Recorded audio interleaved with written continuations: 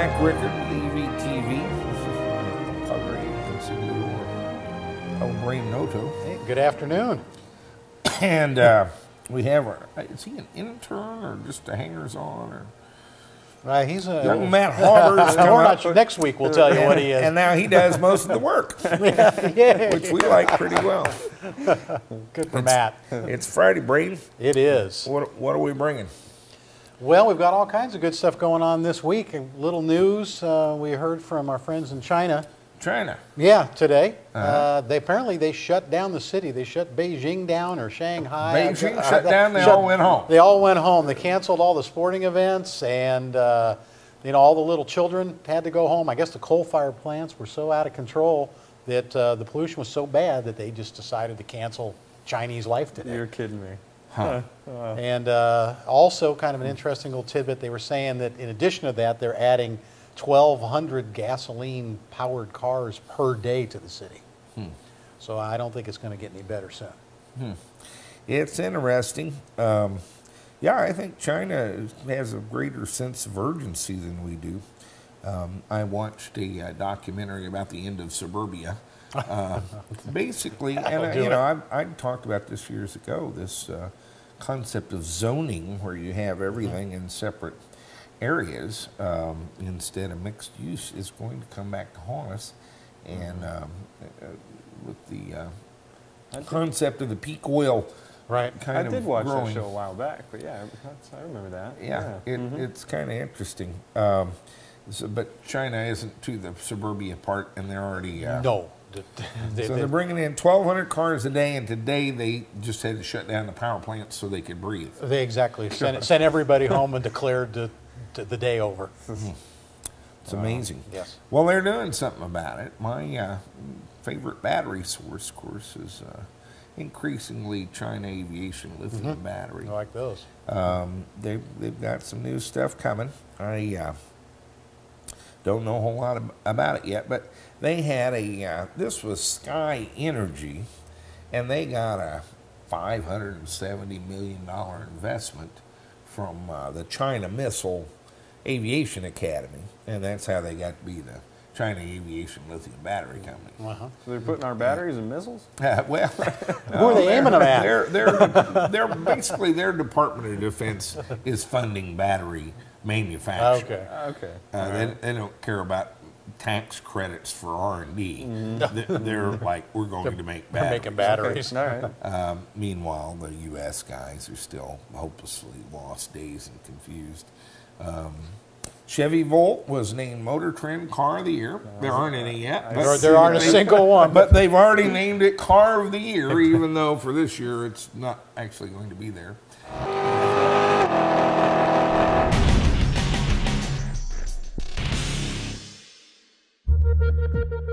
After a week-long evaluation that included a full battery of performance tests, dynamic proving ground testing, and real-world road loops, the Motor Trend judges have voted the Chevrolet Volt as Motor Trend's 2011 Car of the Year. The Volt won because it was the vehicle that best met the 6 key criteria: engineering excellence, advancement in design, efficiency, safety, value, and performance of intended function. In terms of engineering excellence, the Volt has some of the most advanced engineering ever seen on an American production car. It has an intelligent hybrid powertrain that enables it to function as an electric vehicle, a series hybrid, or a parallel hybrid, depending on how it's driven and how far it's driven. It has a climate control system that automatically looks after the battery, heating it and cooling it to help prolong its life and improve its efficiency. And it has an intelligent charging system that enables the car to take advantage of low-cost, off-peak electricity rates. In terms of advancement in design, the Volt's unique exterior styling has been designed to improve its aerodynamic efficiency. Inside, the Volt features unique user interface screens that are highly configurable, and an unusual center stack that features touch controls. In terms of efficiency, the Volt is outstanding.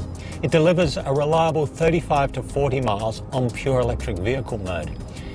It enables the user to optimize the lower cost and greater efficiency of electric vehicle running, but also its gasoline engine offers 40 miles per gallon when operating. The Volt is class competitive in active and passive safety, offering a full complement of airbags and anti-lock brakes as standard. All this technology is expensive, but in terms of value, the Volt does allow consumers to take advantage of federal subsidies for low-emission vehicles.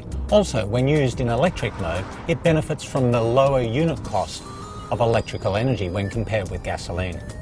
The Volt performs its intended function in an outstanding manner. It delivers the smooth, silent, low emissions capability of an electric vehicle with the range and flexibility you get from a conventional gasoline internal combustion engine. It really does offer the best of both worlds. The Chevrolet Volt is one of the most groundbreaking vehicles Motor Trend has tested in 60 years. It scored very highly against all our key criteria, and for that reason, it's Motor Trend's 2011 Car of the Year.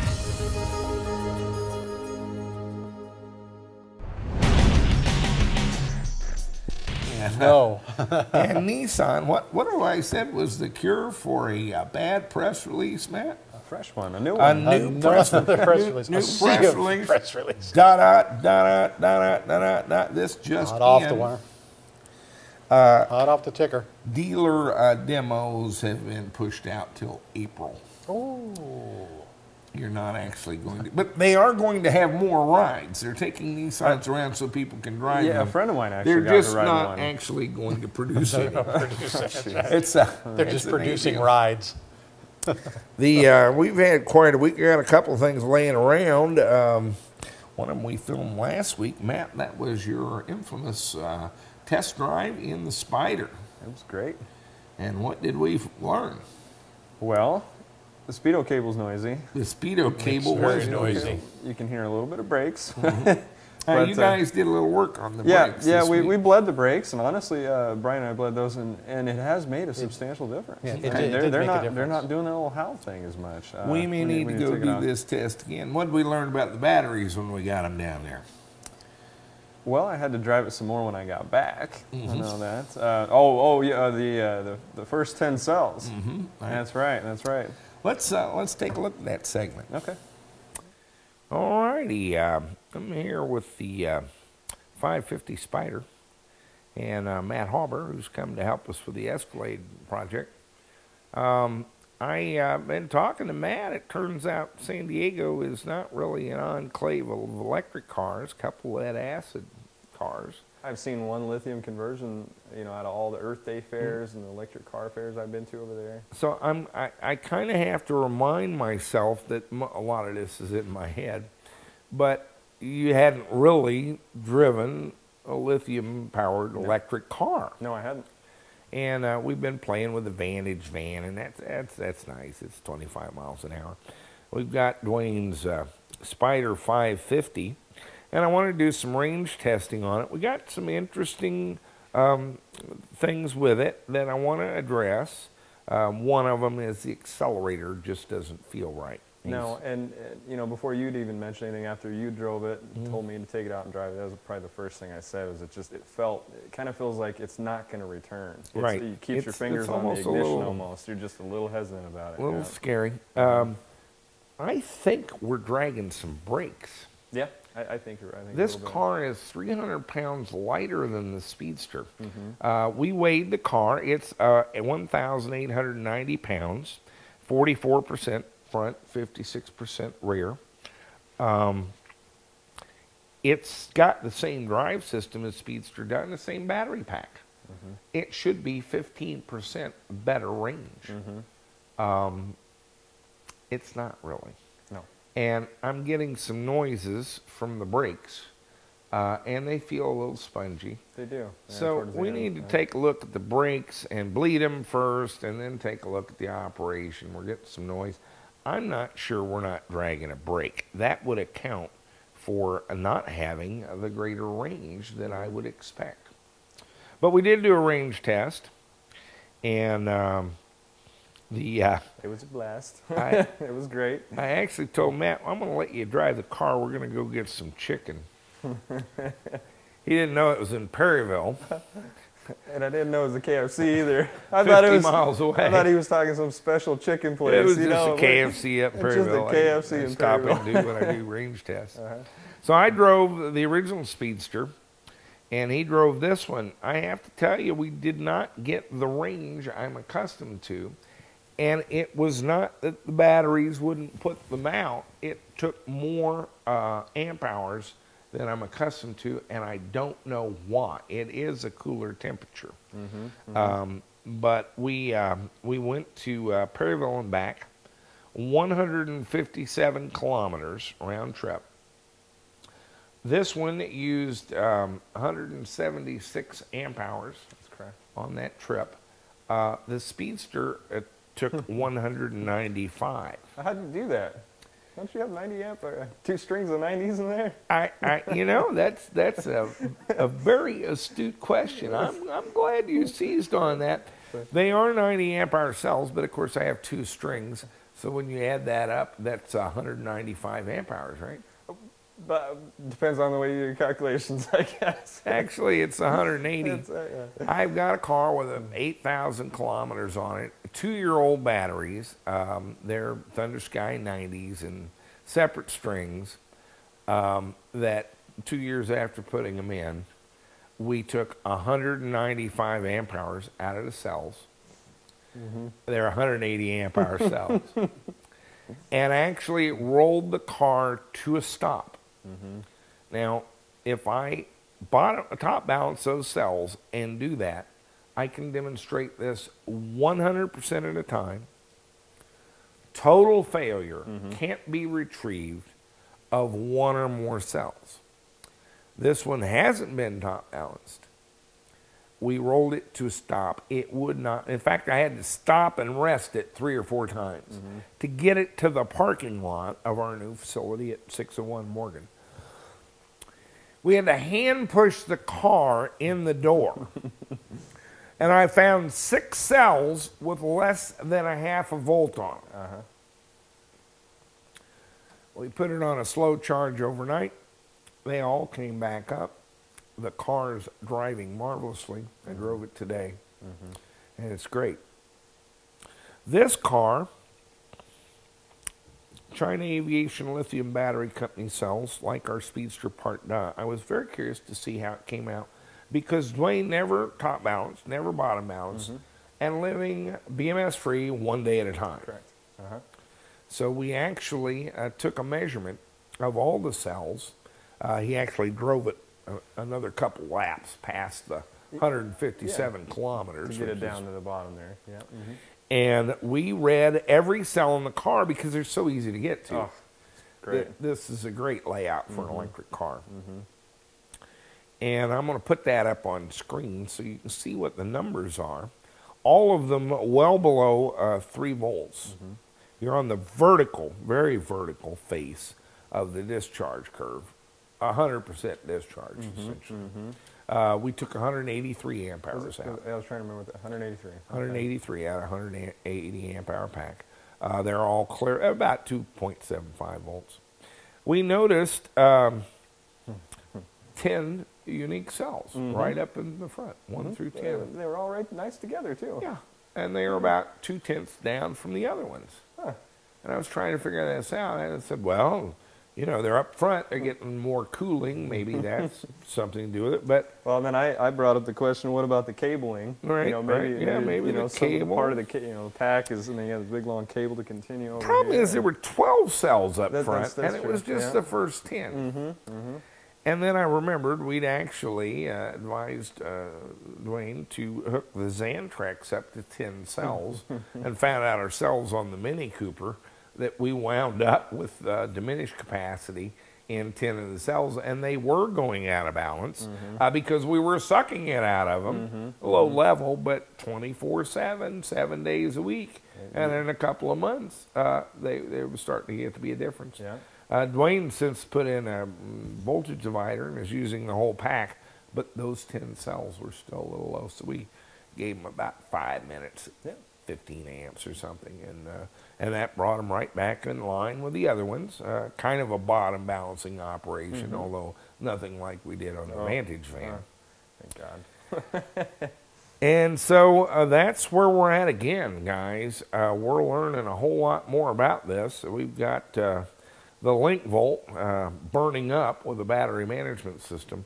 We're not even losing cells and have never had one on either one of these cars. We've got 6,000 kilometers on this one, 8,000 on the other one. It's simply a myth. And it's, I ran it, Arnold Large Guards stopped in last night, and he's having a balance problem because he has no BMS, and his little buddy is quick to point out to him that, hey, I told you so, Jack's wrong.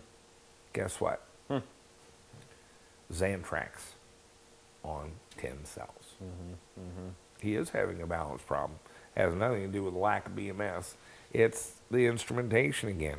We just covered this using a DC to DC converter. We get more trouble with these little instruments. Yes, we do. It's almost like even battery monitoring, like its voltage is more dangerous to the batteries than leaving the batteries alone. Right, right. The less you mess with these batteries, the better off you are. And again, we're living BMS-free one day at a time, and we consistently do this. When we went to Bremen, Kevin brought up that he had consulted with the very top experts in the radio-controlled helicopter field, and they assured him that I was full of horse hockey, that you have to have a BMS or you'll actually have a fire. There's actually some good film on YouTube of these fires. Those are lithium polymer cells. They have nothing to do with the LiFePO4 cells we're using. So you're talking like the A123s and all that? Well, these are actually little lithium polymer. They're kind of a plastic cell with cobalt in them, and manganese in some cases. And it's a different chemistry. It's a different format. It has nothing to do with what we're talking about.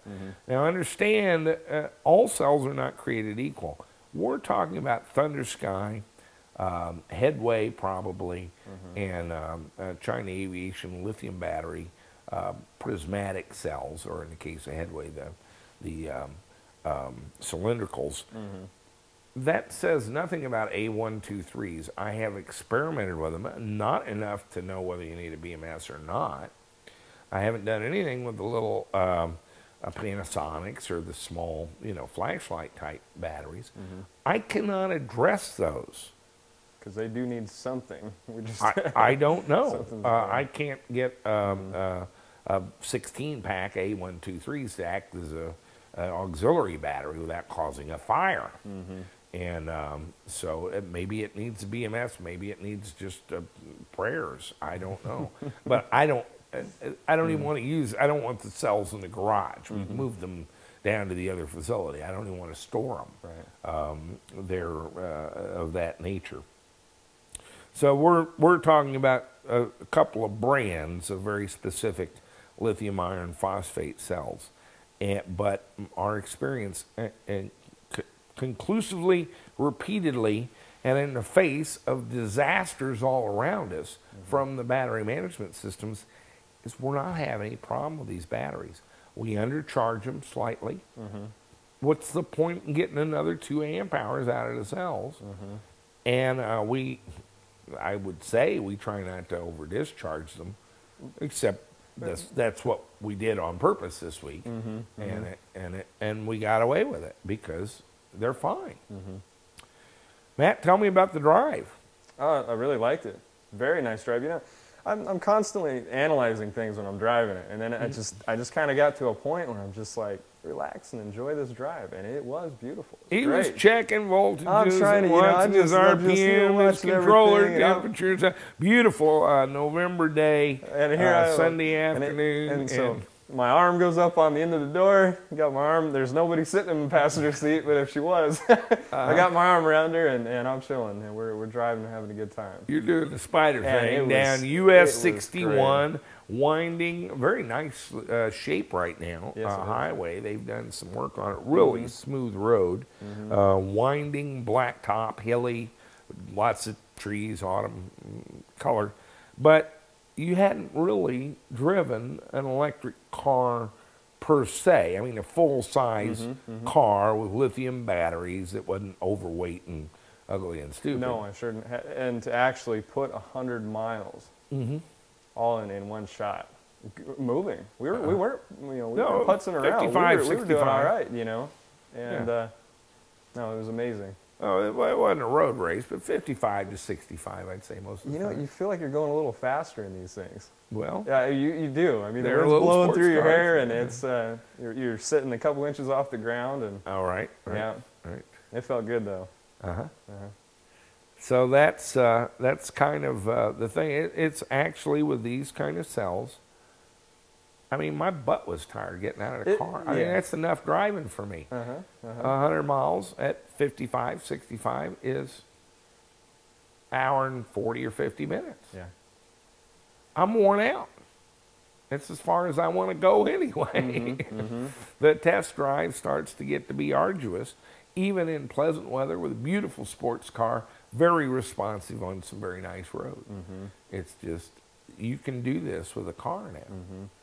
But what does it feel like? We're failing to convey the feeling of driving such a car isn't coming across on the camera. Try to tell me, this was your first, what happened? As you're driving down the road, you can hear birds tweeting along. I mean, you're not hearing the engine. At 50 miles an hour. I mean, you're just hearing, I don't quite at 50, but say 40, 45, you don't have so much wind noise. And you're hearing just everything going on. I mean, you're so like in touch with everything else around you more instead of listening to this engine roaring. And I'm not gonna say I love the engine roar too, but it's a whole different way to do it, and I really like it. I mean, just how much more the environment around you feels. It's amazing. And even with kind of the hokey accelerator, how did it feel to put your foot in it once in a while? It's good. Actually, this has got quite a bit of power. This one gets up and moves. I really like it. I'm shifting just like I would with a gas car. I'm running first out. I'm hitting second. I'm grabbing third, and it's just. And it's there every time you grab. It feels great. I mean, it really does. And the power is a lot more smoother, of course. No matter whether you have the dampening springs and the clutch, with a gas engine, it's never spinning real smooth. So you're always, I don't know if you necessarily know that so much because you've been in a gas car so long until you get into one of these. And you can feel how smooth it really is. I think that's a good point. It's kind of what's missing more than what's there. The car goes all you want to. You get the feeling of acceleration in your back. You can see but there's no sound, and the vibrations are gone. Well, it's the speedometer cable on this one kind of click, click, click. It's terribly annoying. It's because it's so damn quiet. That's the only thing you can hear. Right. You can hear the speedometer cable. You would never hear that with a gas engine, and it's kind of annoying when you can hear it. I had them squirting WD-40 down it and everything. We're going to have to get another speedometer cable. It's just not. But different exhausts on cars that I've done or whatever. Sometimes you go from a really quiet exhaust to a loud exhaust, and you think you're going faster than what you really are. So there's the differences there too. Complete dead silent. You can really feel what the car is actually doing. So that's our actual voltages. Really well over 100 miles. He went for a sled of 2 sleds of Stag beer after we got back. And they were good, both of them. Just to drain it down, because we had a couple still above 3 volts. And it brought it back. We average about 2.75 volts. We were at, what, 98 volt pack voltage, something like that, 96. When we got back, we still at 107 volts back when we got back from the trip. Yes, right. Jack says, he's still got to go for a drive. Yeah, you still got to drive. He's still got to keep on going. 157 kilometers. So he went and got some beer and drove it around a little bit and brought it back. And then it was, the voltage was diving. It was coming down hard. Right. He drove 4 or 5 miles to go from 107 down to 96 and dropping precipitously. I was like 8th throttle first gear, just like, oop, don't want to drop these too much. Here's the data. Here's what we found. Note the first 10 cells, not a hard fix, 15 amps for 5 minutes, and they're back in line, and we're off and going. That, I just noticed them, but I know what it is. It was the Intrex. The Speedster, parade rest. it won't move anymore. Yeah, they're done. Drained. They're done. 6 cells under a half a volt. Right. None of them zero, by the way, and none had gone into reversal because we never top balanced the cells. When they're all over the cliff, nobody's anxious to gang up on anybody because they're all dying at the same time, more or less. If you top balance them and exacerbate those differences, you can have cells, a majority of them even, still up above 3 volts making good current, and a couple of them that are a little shy, and they just get eaten. I did this 3 times on a gym in 1 week, and we did a video on it over a year ago, and still people are having this debate about top balancing and bottom balancing. You are, of course, entitled to your own opinion. You're not entitled to your own set of facts. We're done with this. We're moving on. If you want to believe in voodoo and you want to put holy water on the car, it's your car. Give it a car wash in holy water. Sacrifice a pig. But don't talk to me about it. I don't have anything further to tell you about it. You know, before I came here, so I am wanting to do cars on my own over in San Diego and sell them. I am concerned that it did need some kind of a monitoring system on these batteries, because I'm giving them to people that have no idea with these batteries.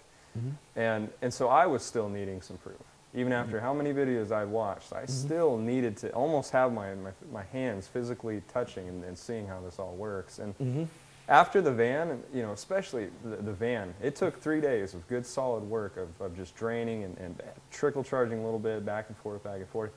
But after we charged it, and you told me to run a voltmeter across those, I mean, to see that they were all, just within like 3.38 volts, I think is what they were, all the way across.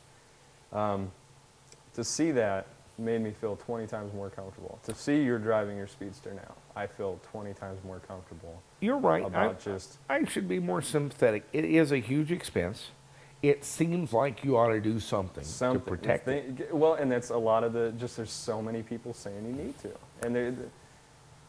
But to actually be here and have my hands on this and see it for myself. First, do no harm. And wiring it up and putting that BMS in there and trying to charge it to the nth thing and burning your car to the ground is not protecting battery cells. No. You have to use a little common sense and be observant. We've learned, I've messed up a lot of batteries around here, mostly on purpose, some of them on accident. I can show you how to do it 2 ways. Driving them to cell reversal and overcharging them until they melt and scorch the place.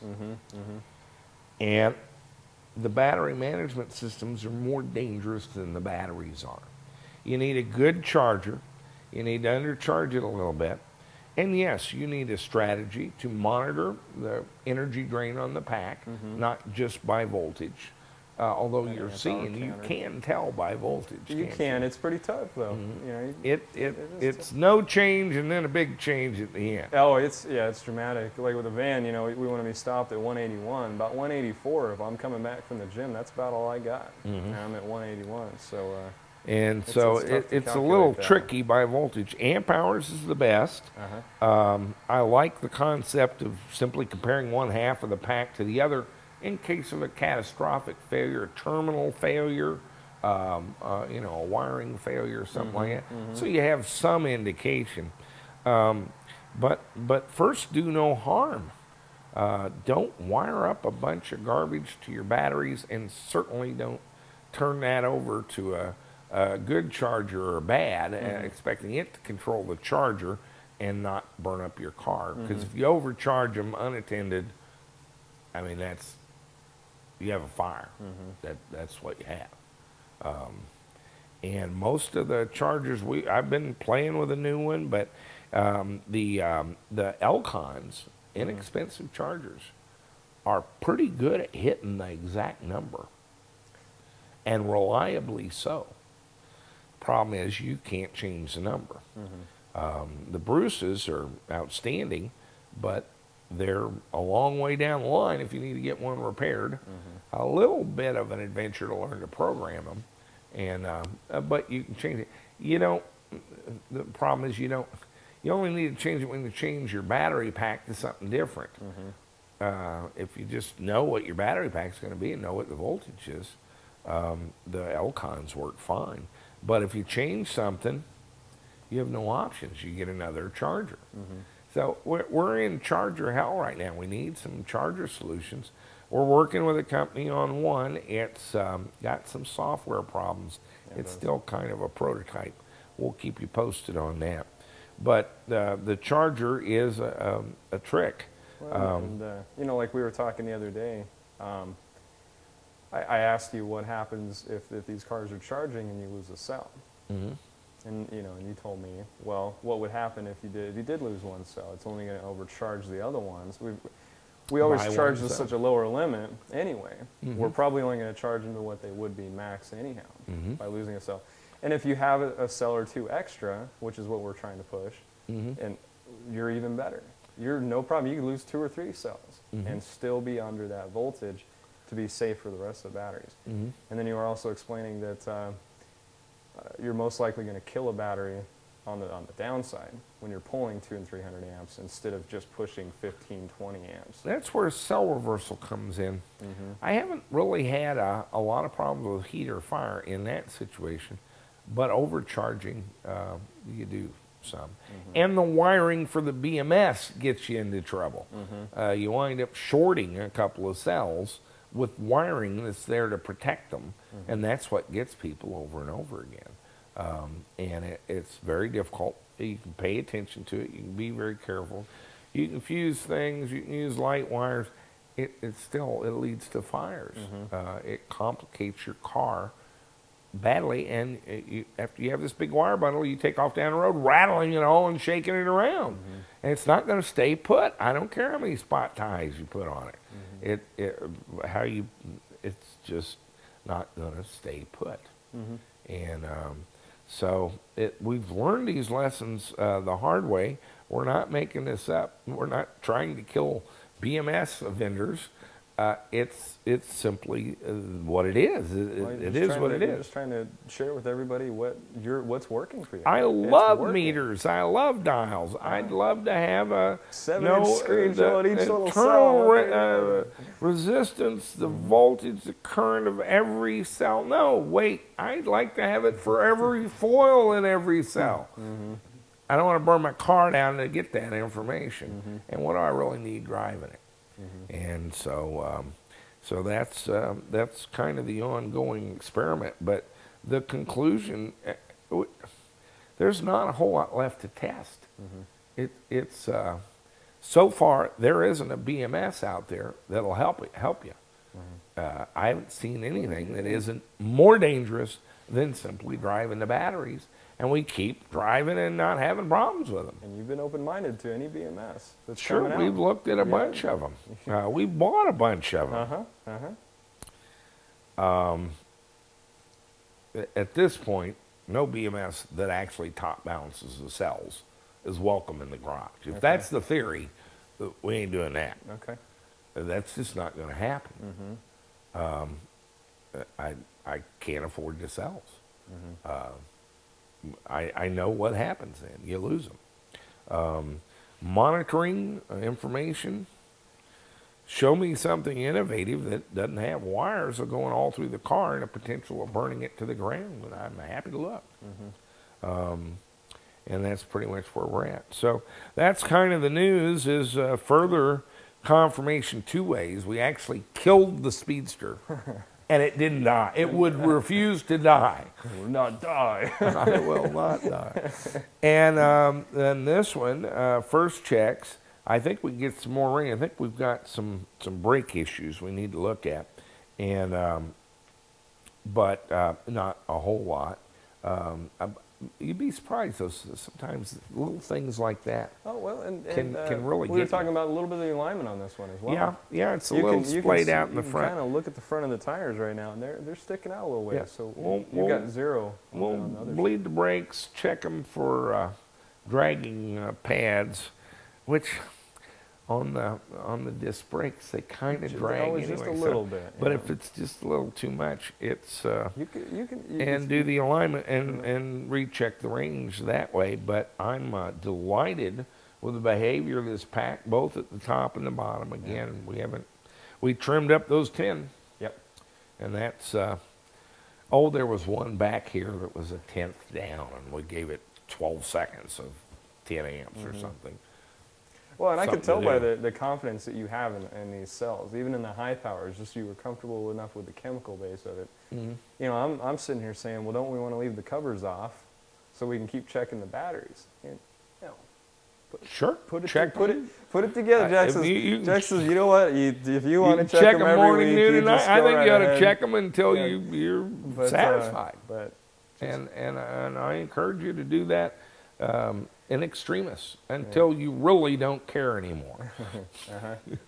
Because that's kind of where and I'm I can at. see the confidence you have. You're just put the thing back together and drive it and enjoy it. And so we're living BMS free one day at a time. I'm thrilled to kind of see this through your eyes on the driving. I went through the same thing. I expected the original Speedster to drive like a golf cart, and I couldn't get over it when it didn't. That's why I'm doing it 7 days a week now. And I love it. If people knew about these cars, they would want them. That's where we're at. You know, it's definitely switched my whole mindset. I would love to build this car for myself. I want just like it. This thing rides. The suspension is great. Well, if you could get where you're doing 35 or 40 of them a year like Wayne, you'd be doing all right. Yeah. It's better than hanging drywall, right? Better than hanging drywall. That's what your buddy, what's his name? Oh, Street Bike Tommy on Tommy. Nitro Circus. Every time he breaks 3 bones or something, he's like, better than hanging drywall. There you go. All righty. Good job. All right. Thanks for the drive, Jack. Netgain Motors, home of the Warp, Transwarp, and Impulse motors, introduced the improved Warp 9 motor. The Warp 9 is a 9 1/4 diameter series wound DC motor with a double-ended shaft featuring 26 improvements for 2010. Externally, the terminal studs have been enlarged from 3/8 to 1/2 inch diameter. Bigger is better. On the inside, a larger commutator, new brush composition, and split brush design with heavier springs handle even higher voltages and currents than before. Our new fan increases airflow by almost 50% over typical paddle-style fans. And all this translates into improved performance. For even more performance or larger applications, take a look at Netgain's Warp 11 motor, an 11 3/4 diameter series wound DC motor for even greater torque and power. Since 2002, Netgain Motors has been leading the EV industry with precision, performance, and price. Visit us at go-ev.com. Netgain Motors, warp power to go. Well, are you learning anything cool. about Look at that? I'm learning and learning every day. Learning. And now you know what it feels like in an electric car. We're not getting that across yet. No, I guess it's difficult to translate. It really is tough to explain what that feels like. Yeah. Yeah. It's a different thing. Huh? Yeah, it really is. Well, it's what Gotta keeps do us it. going. We like the way electric cars drive, and it hadn't got anything to do with not using any gasoline, although I don't go to the gas station. I guess they're just going to have to build one and see what it feels like for themselves. You know, they pretty much have to. We had talked a little bit about our heat experiment Yes. with the Mini Cooper, but we're kind of getting ready for the Cadillac Escalade. And as I said, it needs to get very warm and very cool. Yes, absolutely. And then if we can make it move too, that would be cool. That's why Matt came, was to help us with moving. Help us motivate it. But I'm kind of focused on the environmentals. This is kind of like a link volt project. I think Neil's right that, you know, the compact cars make good electric cars. Right now, GM went with their IPO. Yes. Priced at what, $33? They came out at 33. They're profitable. They'll make $2 billion, and it's all Denali's, Yukons, and Escalades. That's what I'm talking about. There is not a Volt included in that number. No. And so, Government Motors is trying to pay back the government. I don't know how the investors reacted to it exactly, but I know I didn't bite. Didn't bite, yeah. And but it's large vehicles, and so we're still gonna do this Escalade. I'm waiting for His Majesty, Mr. Husted, to complete the work, and he tells you he really doesn't want to be bothered with hearing from you about that. Now that he's got the money and the motors and everything else. This is another one of these deals I got us into. I don't think so. I think there'll be a hope recovery. not. It's I think he's kind of artistic. He really, and he's a good worker. It sounds like. I mean, it sounds like he's. That's what wants a good result. I guess we're in no hurry. And we love him. But I've been playing around with some things. You know, we like that little RM4 MESDA, but again, first it's quite expensive, $785, I think. For a pump and a heating element, basically. Yeah, it's a bit pricey. Can we do better than that? And two is, what if it fails? What do I do? We're way out at the end of that Swiss supply chain, and that's not gonna. How can I have a car with stuff in it that I can't get? So that MESDA had a pretty good lead time on it as well. Oh yeah, to get one of those in. Yeah. Yeah. Well, the sole importer of them is Victor, and he won't talk to us anymore. Okay. He didn't like the way I talk about him on TV. Actually, I don't blame him. So that's what's going on with that. So we took a look at maybe something a little bit more homemade. Let's take a look at our little experiment with some electric water heaters.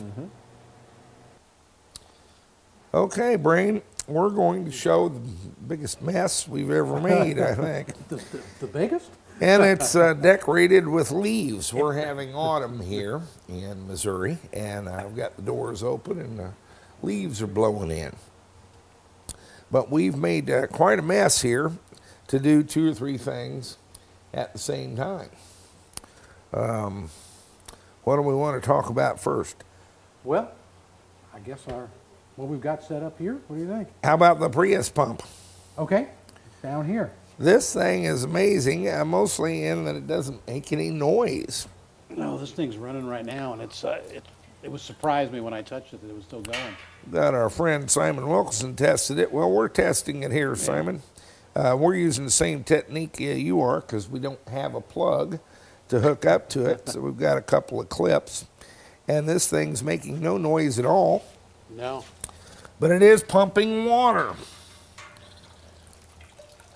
And I've got about 10 gallons in this tank of water that's pumping. And that's part of our test setup for something else we want to talk about today. In the Mini, we used a, what was that, an RM4? RM4, the MESDEA RM4, yes. It's a 4 kilowatt electric heater. And it's $785. Nice unit. Of course, we got it from Victor, who had some sort of a monopoly with MESDEA. And in any event, it was kind of expensive. A lot of our viewers wanted something cheaper. Yeah, a little cheaper, yeah. And a lot of them went for this little AC block heater. I didn't care for that too much. But we've been doing some work around here with tankless water heaters. And I've kind of found one. It's the King Electrical Company Limited. Guess where they're from? I couldn't imagine where they could be from. China. China.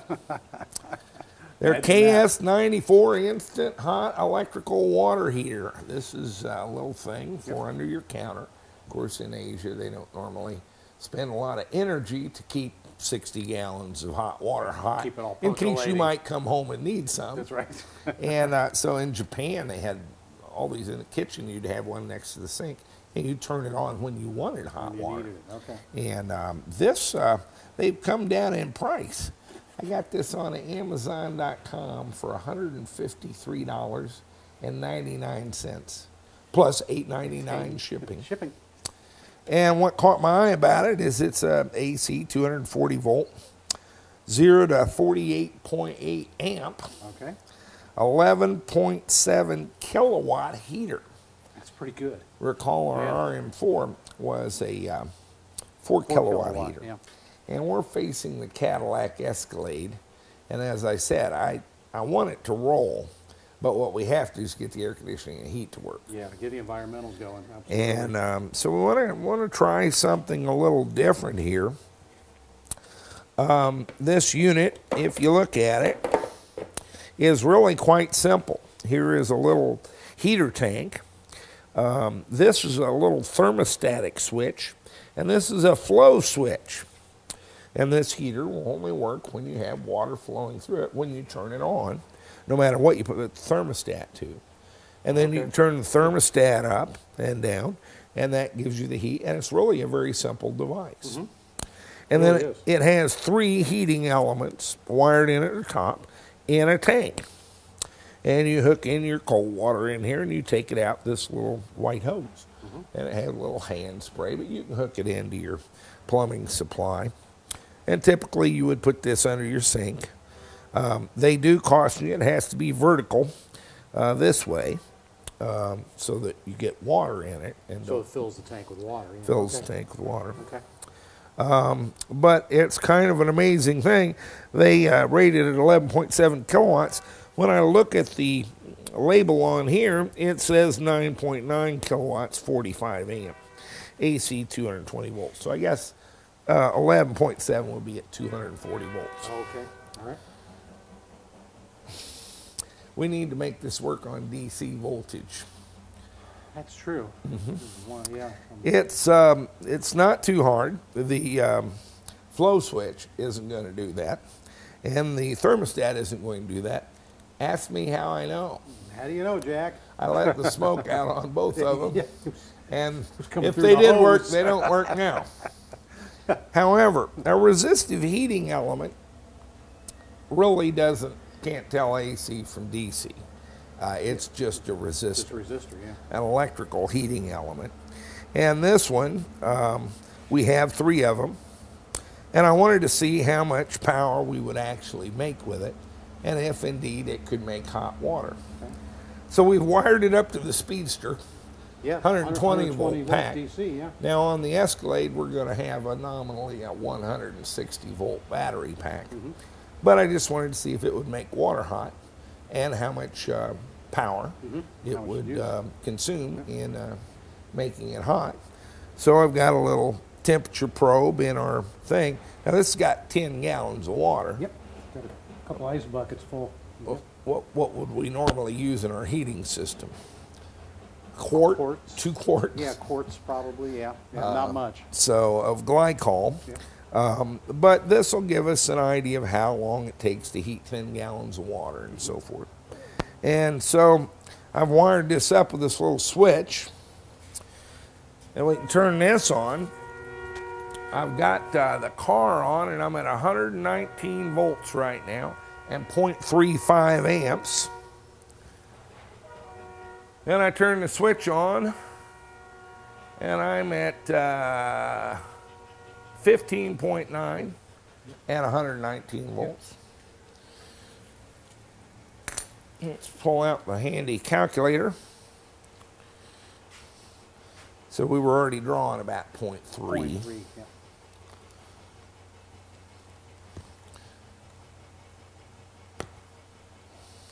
Pull out my brains here. So 15.9 minus 0.3 is 15.6. And if we divide that into, let's call it 118.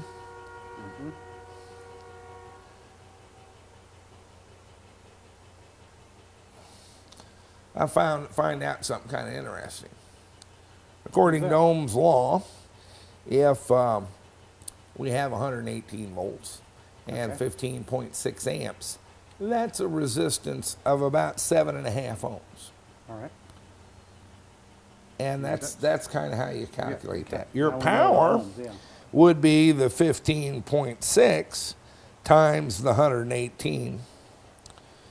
We're getting about 1,840 watts out of this right now.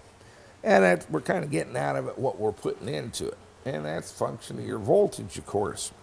at 160 volts. If we divide that by our 7.5 ohms, again, Ohm's law, we get 21.33 amps. And times 160 would be 3,413 watts. Okay. Not bad. So the question is that going to be enough? I've got this thing kind of hooked up, and right now we're reading 125 degrees Fahrenheit. And again, we've wired around the little bit of componentry in here. We're simply hooked up to the three heating elements directly, yeah.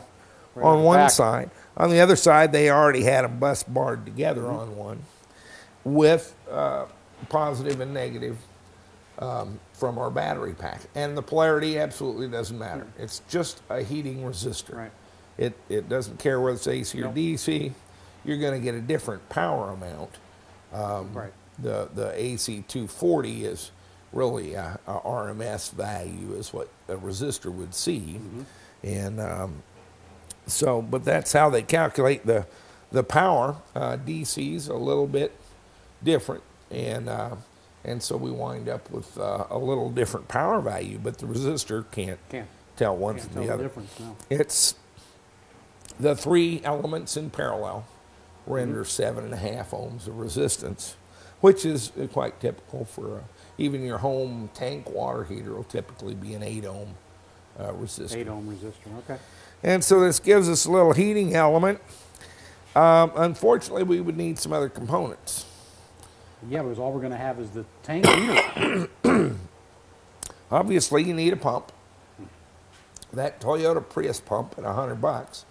That's a pretty good deal. It's certainly enough to handle this job, and it's deadly quiet. Yeah. We can't hear it at all. Yeah, didn't have to sneak up on it.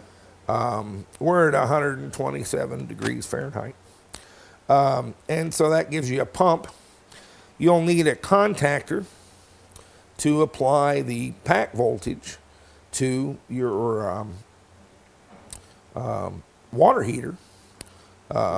And this is, one of our Tyco kilowatts. We like the Tyco kilowatts. It's overkill. They're about 55, 60 bucks on eBay. But we've tried some other things, and it's not gone well with heat, has it? No, it really Particularly hasn't. at 15 amps. And so these are kind of bulletproof, and they work pretty good. Here, this is just a piece of or Summit Racing braided hose, and we'll do all this with this kind of connections. This is a little coupling with a thermostat in it. It's a 160 degree thermostat. It closes at 160 and opens at 150. Okay. Or maybe it closes at 150 and opens at 160. I don't know. We don't know. You kind of buy them and play with them and figure out how they do it. But you would connect 12 volts, put this somewhere in your tubing, run it through this to your contactor and to ground. And at that point, when this closes at 150, it would turn on your thing. If and when it closes at 160, it would or opens at 160, it would turn it off. If it works in the reverse, you put a relay between it and this, and so you wind up with the same thing. Just a little cheap 12-volt relay. And so that's how you regulate the temperature, is with a little thermostat somewhere in your line.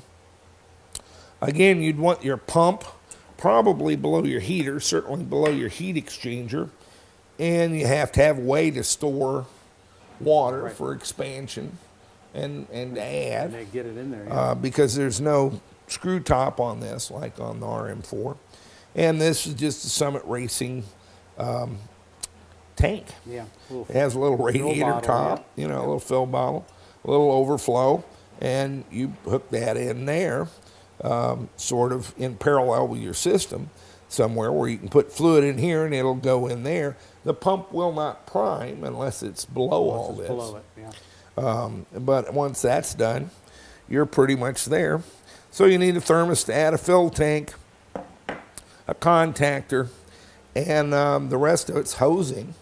Obviously, we have a mess here in the Cadillac. The hoses will want this long, and the whole system will hold about what this would, our heater would, and our heater core in the truck. Right, and then the lines, that's, yep. And that would be about it. It'll be a little lower power than the RM4, but the RM4 was running off 375 volts. Yep. If we go to 180 pack volt, we'll be at 4 kilowatts. So there's no reason you couldn't have two. No. And control them separately. Where you got in the truck, you turned them both on. Once it was up to your 160 degrees, you kick one off, leave the other one on, run by the thermostat, and you've got your heat. Of course, the advantage to that is you don't have to tear apart your heating system under the dash, and we're not going to do any of that. No, we did in the Mini, and don't plan to in the Escalade. While we've been talking, it has raised essentially 10 gallons of water to 131 degrees. We had it up to 160 degrees. 10 gallons of water in about 30 minutes. Yeah, probably about 30 minutes. Maybe 40 minutes. And but we can measure the current and the voltage, and it's with our little 118 volts. It's right at 1,800 watts. At 160, it'll be about 3,400.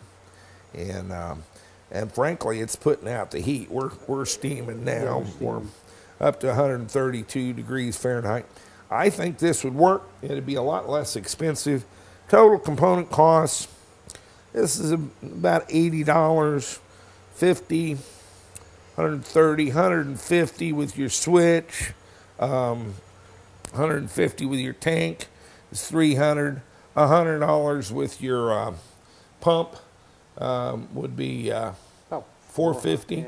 So you're looking at 500 or 550 with your tubing and clamps and so forth. Right. Which is considerably better than the 785.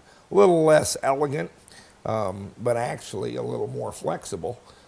You don't have any circuitry in that control system for the RM4.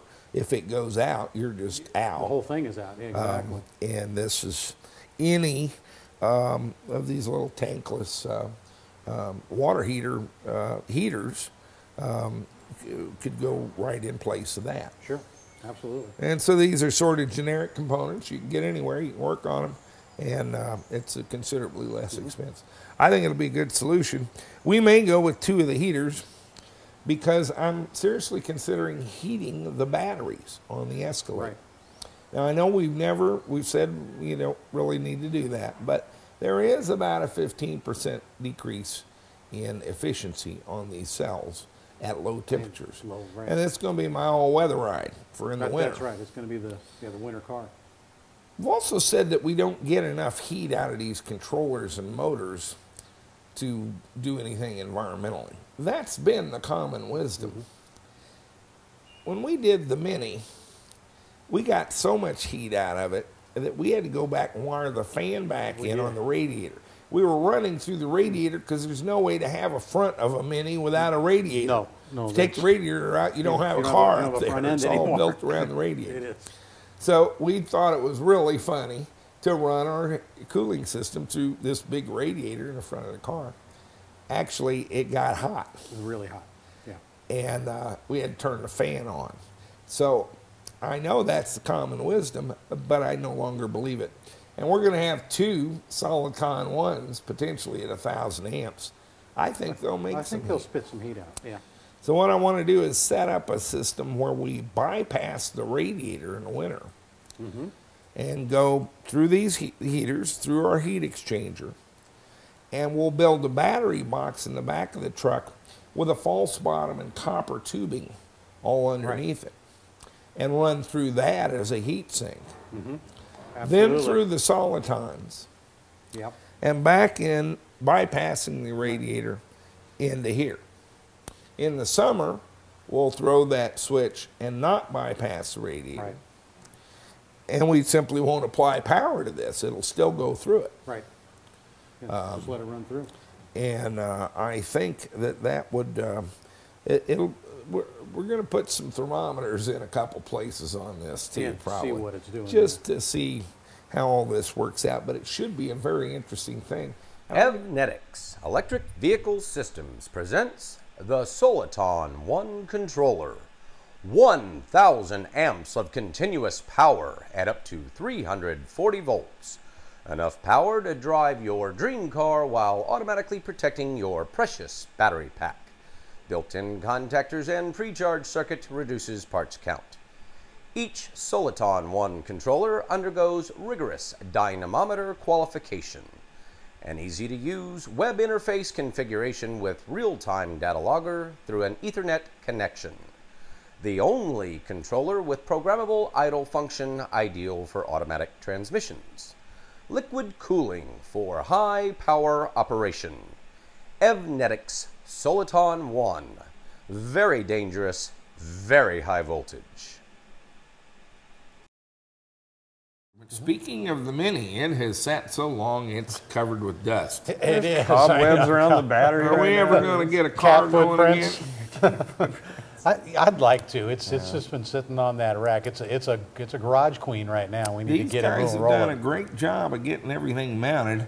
We've been down to waiting for me doing the wiring. This amphenol connector, I have to tell you, has been a battle. I have a crimping tool, probably the wrong one, but it was quite a thing to get Quite those a fight. plugs made up. And we've got it made up and got it all wired in, and it's considerably neater than it was the first Yes. It's, pass on it's the like Mini. good there, yeah. Part of it was just the plug was in the back. Plug was now is in the back, before it was in the front. Yeah. And Looking so good. that's working a little better. I've been struggling with the software. We're going to show you a couple of screens here of what that looks like. It's pretty basic software, and but they do have documentation. I've kind of gotten through most of it, and Chris Brune's been very good about walking me through a couple of Good. final items. All right. And I think we've got the wheels spinning. Let's take a look. All right. Here we are with the Mini. A chance to talk about some really exciting things. So instead of doing that, why don't we talk about some really boring things, because they're the ones you're going to need to know. We've been playing with the Reinhart controller. Our chargers, quite often, our controllers almost always, and occasionally some other instrumentation and so forth, requires us to do certain configurations, and they always need a Windows computer because none of them will write for Linux or the Mac. And I actually have banned Windows from the property several times and detest it most wholeheartedly. Actually, I don't know that I've ever met a computer I liked. It's kind of a war. 4 or 5 years of cussing at Linux, and now we pretty much use Macintoshes, although Objective-C is its own little world of pain. Very strange language. Anyway, I've had to get basically a laptop just to do configurations of controllers, chargers, and other peripheral items in an automobile. And it comes up all the time. This is just a little laptop. Laptops don't have serial ports anymore, so you get a little USB to serial port adapter, and you have to, of course, install the driver for that and get a serial port working. Here I've got a cable. This is our Reinhart. I've wired it in. I've got kind of a weatherproof connector here to our encoder and our temperature sensor and so forth into the motor. We've got our cables that go to the motor, and our cables out the back that go to our negative and through a contactor, pre-charge resistor, and they want a little pre-charge relay. And the Reinhart controls the pre-charge through a relay, and then it closes the contactor, and so it has 2 outputs that you use to connect to those. The rest of it is kind of the usual wiring. It does have one thing that's kind of unusual in that you have to press on the brake and actually put a forward or a reverse electrical signal to the controller for it to go through the proper startup sequence. And we're talking to them about that. We may want that to go away. But with the Spyder, I kind of got used to that forward-reverse switch anyway. We had been using the transmission, but it's kind of nice to back up in second gear in the Spyder. We use third gear mostly in the Mini, and so we're going to try this with an open mind. Maybe these guys have got a better idea. I had to do a little box here to invert our 12-volt brake signal to a switch ground for the brake signal input here. And one of the things you have to do is wire in a little RS-232 cable into their connector with a little switch. The switch is so you can boot flash this EEPROM in the controller instead of a JTAG programmer. They've got it set up where you can do that firmware upgrade through the RS-232 serial port, and that's not too unusual with a lot of these AC controllers. Some of them require a CAN bus, but this one will let you do it through RS-232. They've got a separate program, C2000 something that you use to you switch that switch to enable it, and bring this program up, and then click a button, and it downloads the firmware into the controller and updates it that way. And that's what you would do as they come out with new firmware updates.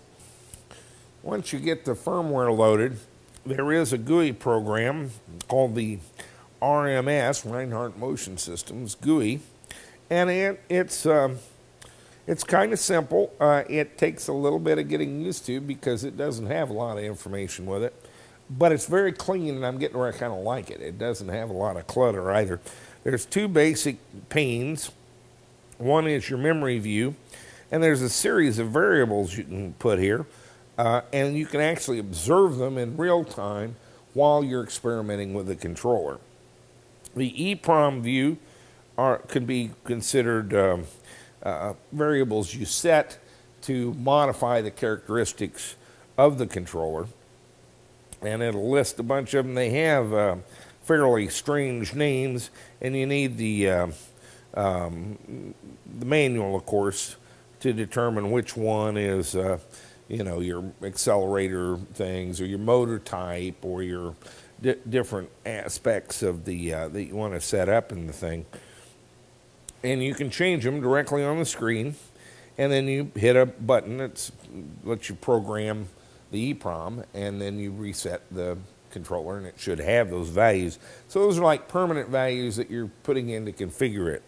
The memory view is more real-time variables. When you press the brake switch switches from a 0 to a 1. If you get a fault, you get a fault code. And there's probably 40 or 50 different things you can move from your select list over here to your watch list and watch, and you click auto refresh and right here, and they'll simply update as you do it. You can actually watch your accelerator voltage, whether you have it in forward or reverse. The controller also drives two LEDs with a switched ground again, and we've set up a green one on the car. That's the OK LED, and then there's a red one that flashes if you have a fault. Here's where you come to find out what the fault is. So this is the basic apparat check you need to set up a controller like this. And this one, you know, it's been a struggle. We get the software up and running, but it's pretty clean, and it's no better or worse than most of them. And the overall controller design, we have a lot less variables than we had with the TIM 600, for example. And so, you know, all in all, it's I would say you're in for an adventure getting this software installed and getting it hooked up to the controller and talking to the controller and learning what these various elements are. They are described briefly in some documentation. They've been very good about explaining them to us further. I would expect as this controller is adopted and becomes more widely used, that situation will improve. I mean, we're almost dealing with prototypes here at this point. So it's really not any better or worse than any other as far as the software setup goes. And I kind of like most of the logic, the way they name things and everything is pretty straightforward, and I like it okay.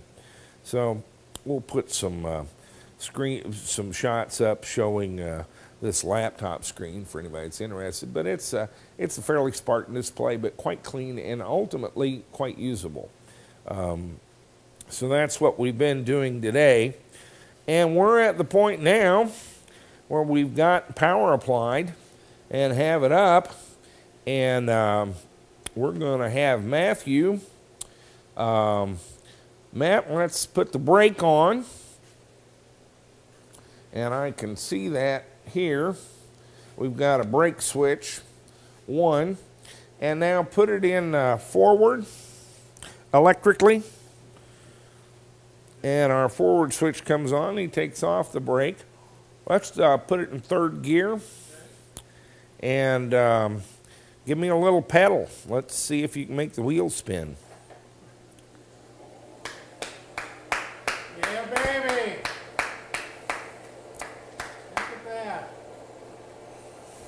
I'm thinking we're not far from rolling with this car. Bring it on up a little bit. See if you can run over a cameraman. We have it on jack stands, and I have to tell you that we don't really let wheels be on the ground until we've worked with the controller quite a bit and know what's happening. But even then, sometimes you get jerk situations and some vibrations that would even knock it off of the jack stands.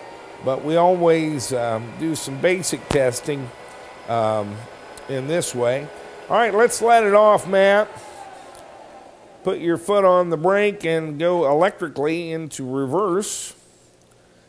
And release the brake. And let's see if you can go the other direction.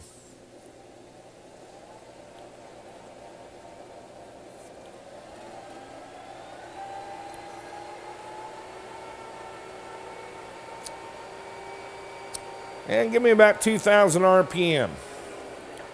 Now that you're going away from me, if you come off the jack stands. Is our tachometer showing? Okay, so our little magnetic pickup for the tachometer is working pretty good. Do you have steering? All right. Cool. So we did have to tear this down to parade rest.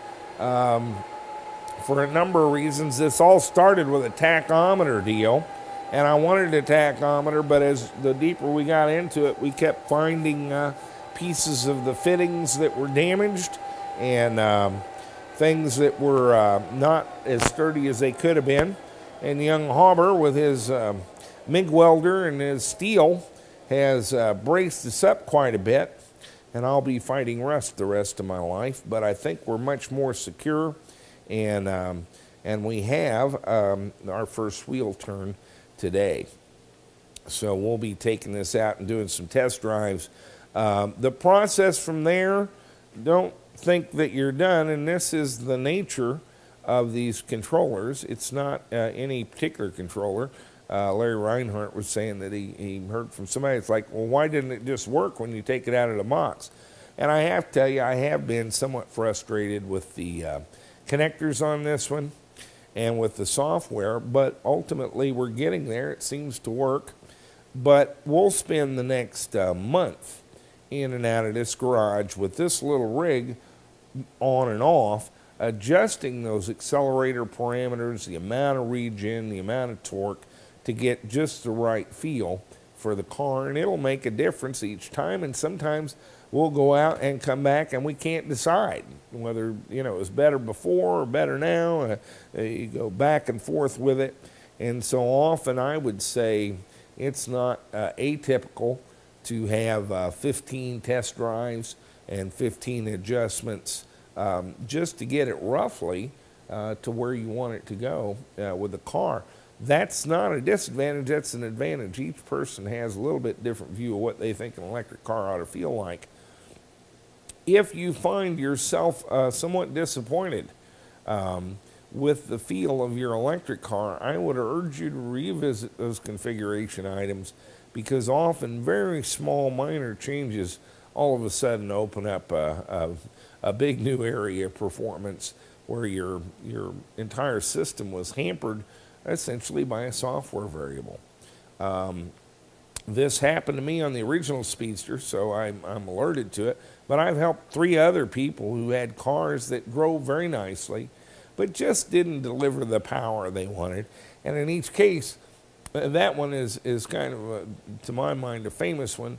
It's the low voltage monitoring, where a lot of these controllers will limit their current output on the occasion of a low voltage situation, and they let you determine what that is, of course. The problem is people don't realize, even at, we're talking 1 milliohm internal resistance expressed by these cells, and now we're moving into 0.5 milliohm cells, but it's still, you can drop 20% of your voltage on a good acceleration. If you have the low voltage cutoff set somewhere in that band, your controller will put out power until the pack reaches that lower voltage, and then it'll limit. Now, you do not necessarily get a light and a siren with that limit. You simply get, it'll limit the current. And when it does, the voltage will come back up. And so it'll sit there and seek around that value that you entered, and your car will drive fine. It just doesn't quite have the pep you thought it ought to have. I've done this on 3 different people's cars, lowered that limit, and all of a sudden they're like, the car's out of control. They are not accustomed to having that much pedal. It's just tearing down the road. And so that's kind of an illustration of how your car's performance and character and personality are affected by these variables. If it seems like there's a lot of them, and that it's kind of a pain to do, understand that almost every one of them was someone's request. Couldn't you set it up where I could adjust this? And couldn't you set it up where I could adjust that? And so with any of the controllers that you might buy, and certainly the AC controllers, which have some broader capabilities and they're a little bit more complicated device, you have a number of variables that you can set. That may seem onerous. It's actually an advantage. Each of those variables is essentially a feature request that somebody wanted added to the software so that they could get it to work in the application they had for the software. By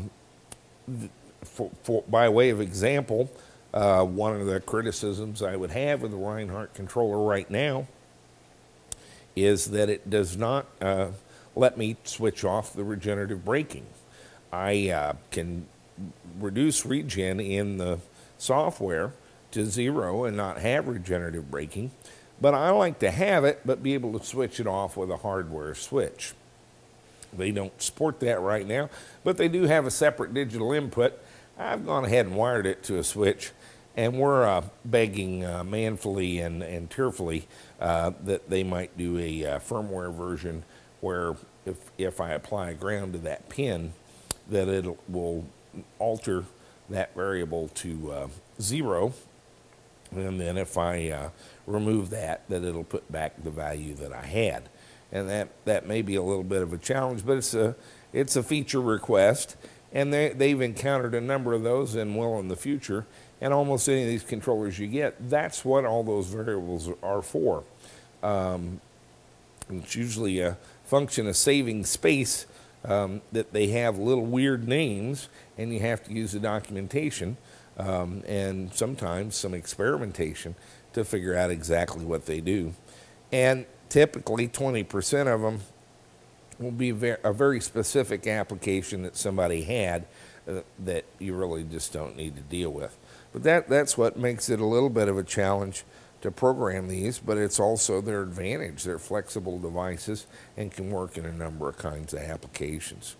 So in the same breath, while you're complaining about all the things you have to set up to get it to work, you're going to also be requesting that they just make it do one more little thing. And so understand that is kind of the process. At this point, I think we're ready to take her off the jack stands and see if she'll roll.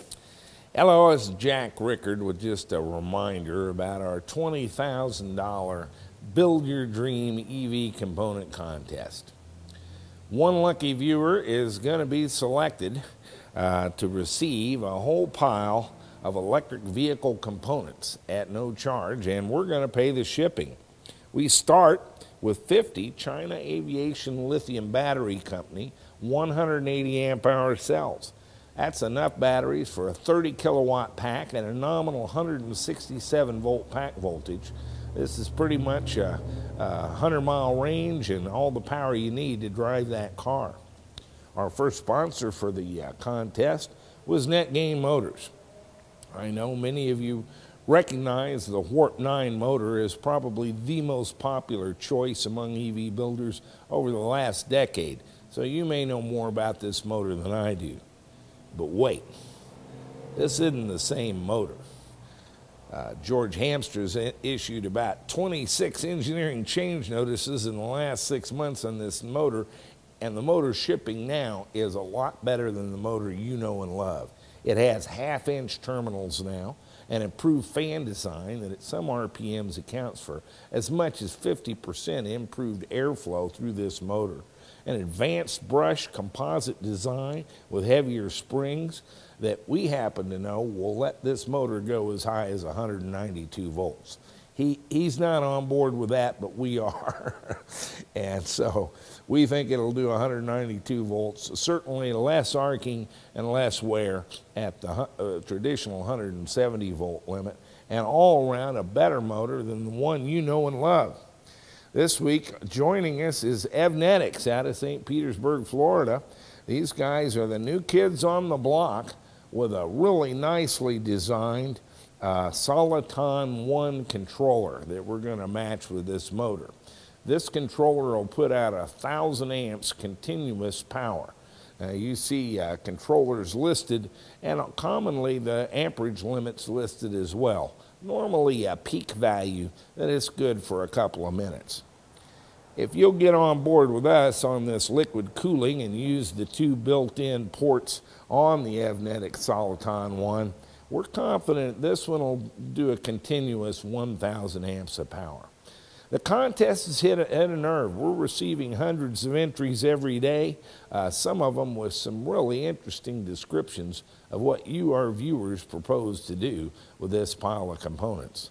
But it's also hit a nerve with some of the people who'd like to be sponsors, and we're reviewing a number of add-on products that'll probably wind up being part of this: magnetic pickups, adapter plates, air conditioning components, that sort of thing.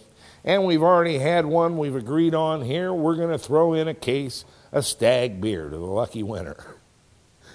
So you have to enter to win, so get on our website at http://evtv.me and register to win the $20,000 Build Your Dream EV Components Contest. Okay. Well, that's good news, man. I can't believe it. What's the next step, huh? Bungee cord around the hood? A couple laps around Cape Girardeau. Yeah, let's finish this show and get her off the jack stand, see what we can do. Great. All right, I like it. So that'll work pretty good. Yep, that's nice. Well, that's Wow. what I've got for this week. Do either of you know anything they ought to know before we go? Enjoy your Thanksgiving. Yeah, that's right. Enjoy that Thanksgiving. turkey. That's right. Yeah, we'll see about it if the show's a little late next week, guys. Yeah, Don't try it to might be kill a us. little late. Yeah, we're in and out. Yeah, next week be kind of tough. But getting the Mini, just the wheels moving is a big deal. Well, that's why this heat thing keeps coming up. The Mini is what I need for an all-weather car before we do the Escalade. Right. And the Escalade is that's going to be a snow plow. Yes, it will. Yeah. Sure enough. Yes. And so it needs to work in the cold, and we're going to have a immense investment in about a 60 kilowatt pack, probably yep. $30,000 worth of batteries. Wow. And so, you know, I'm looking kind of carefully at what we do about temperature control and so forth. And I think that might be might do some it. fertile ground Yeah. for a vehicle that will often be used in the winter. Right. Okay. Of course, we'll have to then take care of it in the summer, I guess. Yeah, we're still going to Have to run it through the air conditioner then. That's right. Anyway, that's it for another week of EVTV. We'll talk to you guys later.